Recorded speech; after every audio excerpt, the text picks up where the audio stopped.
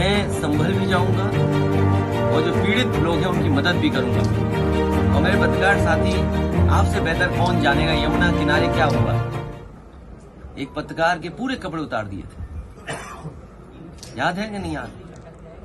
तो ऐसे माहौल में हम और आप लोग हैं, संभल के लोगों की मदद हो, उनको न्याय मिले, और उसके लिए हमें चाहे लोकसभा में सवाल उठाना पड़े या लगातार हम लोगों को उसके लिए लड़ाई लड़नी पड़े, हम लोग संभल के लोग न्याय दिलाना चाहते हैं, उन्हें न्याय मिलेगा।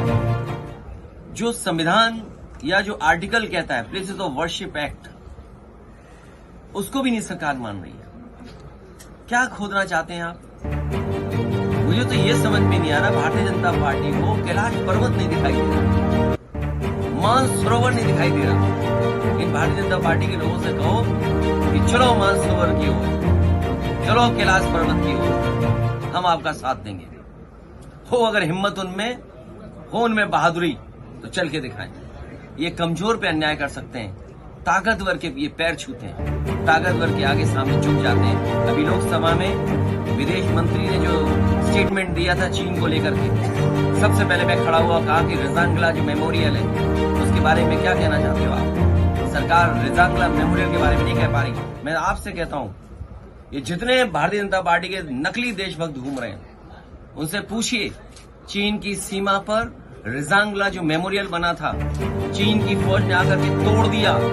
क्या ये भारतीय जनता पार्टी के लोग उसी जगह पर रिजांगला मेमोरियल बनवाएंगे कि नहीं बनवाएंगे? और मैं ये दावा करता हूं आपसे, भारतीय जनता पार्टी के लोगों का कोई जवाब नहीं होगा, तो कभी कुछ नहीं कह सकते, क्योंकि चीन बहुत ताकतवर देश है।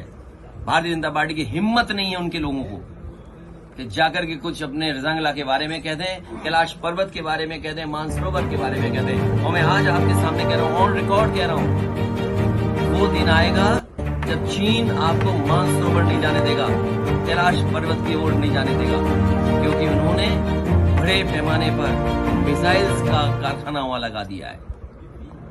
ये बात अगर गलत है तो बीजेपी के लोग कहें आकर के, केवल 12 किलोमीटर सड़क बनी थी, नेपाल ने आपके खिलाफ खड़ा कर दिया था, नेपाल को, चीन को। ये बुलेट को लेकर के 12 किलोमीटर सड़क बनी थी, अगर आपको याद हो, नेपाल को आपके खिलाफ खड़ा कर दिया था। ये बीजेपी के लोग केवल कमजोर पर अन्याय करते हैं, ताकतवर के सामने ये झुक जाते हैं, चीन के खिलाफ नहीं बोलेंगे, क्योंकि इन्हीं के लोग सबसे ज्यादा कारोबार चीन से